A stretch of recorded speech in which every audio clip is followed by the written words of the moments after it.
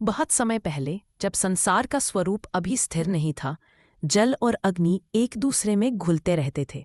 दिशाएं अपनी जगह खोज रही थीं और आकाश अनगिनत रंगों में बदलता था। उसी समय ब्रह्मांड के केंद्र में एक दिव्य तेज जन्मा। यह तेज इतना विशाल था कि देवराज ब्रह्मा भी उसकी ओर सीधे दृष्टि नहीं डाल सके। ब्रह्मा ने उस तेज को आशीर्वाद दिया, तुम जगत के प्राण बनोगे, तुमसे दिन बनेगा, तुमसे जीवन पनपेगा, तुमसे ऋतुएं चलेंगी और तुमसे धर्म की ज्योति संसार में फैलेगी। उसी क्षण वह तेज मानव रूप में परिवर्तित हुआ। वह थे सूर्यदेव। सूर्यदेव का रूप अद्भुत था। उनके शरीर से सोने जैसी आभा निकलती थी। उनकी आंखों में अग्नि और करुणा दोनों बसते थे। देवगण भक्ति से नतमस्तक हो उठे। सूर्यदेव ने ब्रह्मा के आदेश को स्वीकार किया। मैं जीवन का संचार करूंगा, अंधकार का नाश करूंगा और सत्य के मार्ग को प्रकाशित रखूंगा। धीरे धीरे ब्रह्मांड आकार लेने लगा। पृथ्वी ऊर्जा की कोख में पल रही थी और सूर्यदेव उसे प्रतिपल अपनी किरणों से गर रहे थे। समय बीता। पृथ्वी पर पहली बार वायु बहने लगी।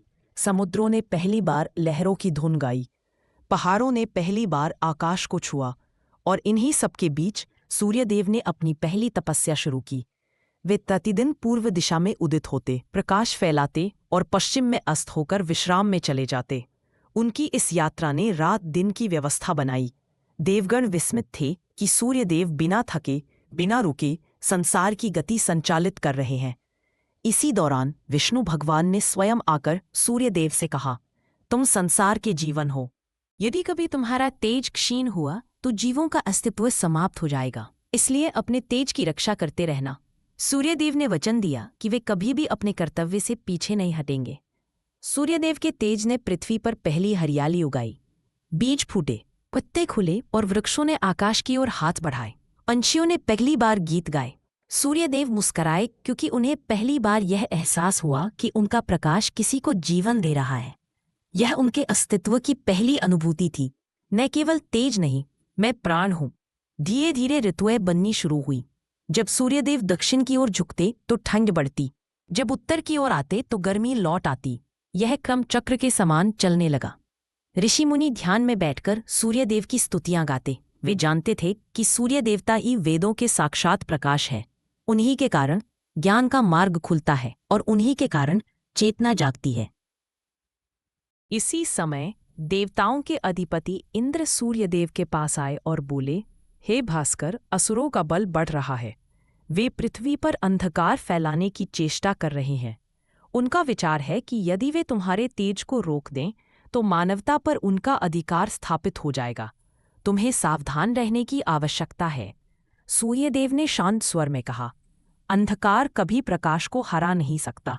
मैं अपने धर्म पर अडिग रहूंगा।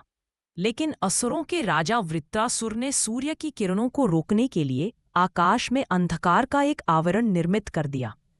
एक दिन जब पृथ्वी पर सूर्योदय नहीं हुआ तो मानव घबरा गए, जानवर दिशाहीन हो गए, छायाएं फैलने लगी, ऋषि मुनि मंत्रोच्चार करने लगे, देवता चिंतित थे।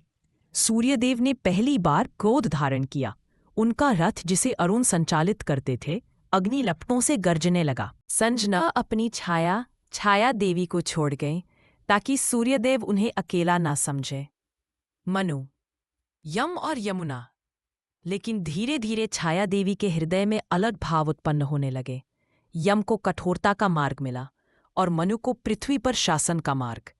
इन्हीं दिनों सूर्यदेव ने सत्य जाना कि संजना उनसे दूर है। वे व्याकुल हो उठे।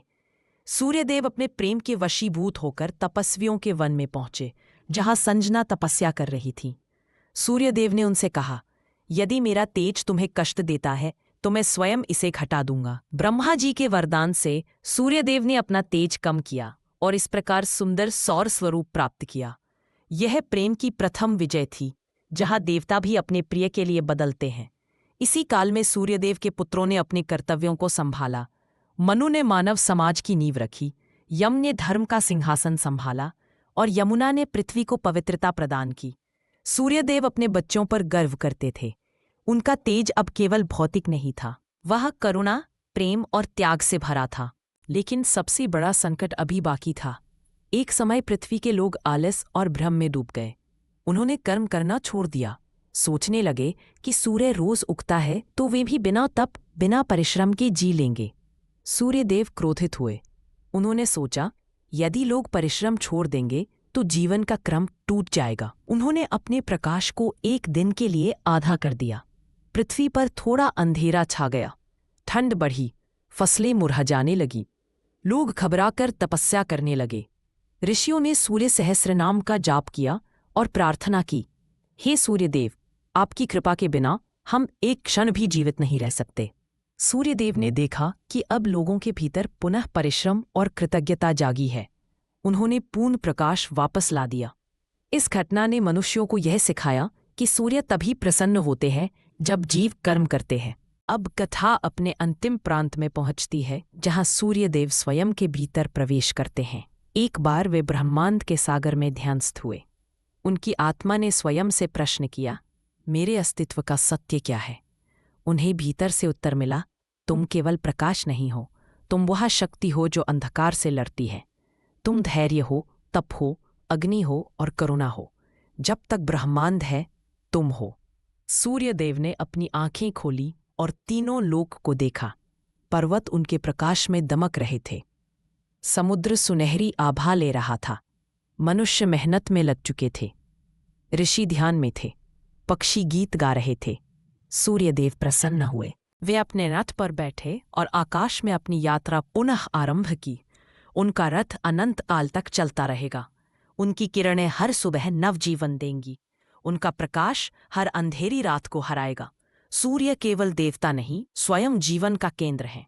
और कथा यही कहती है, जब तक मनुष्य सत्य, परिश्रम और श्रद्धा के मार्ग पर चलता रहेगा, सूर्यदेव की कृपा उस पर बनी रहेगी। दोस्तों, अगर आपको यह कहानी पसंद आई हो तो हमारे चैनल को जरूर सब्सक्राइब करें। आपका एक सब्सक्राइब हमें और भी बेहतरीन कहानियां सुनाने का उत्साह देता है। धन्यवाद।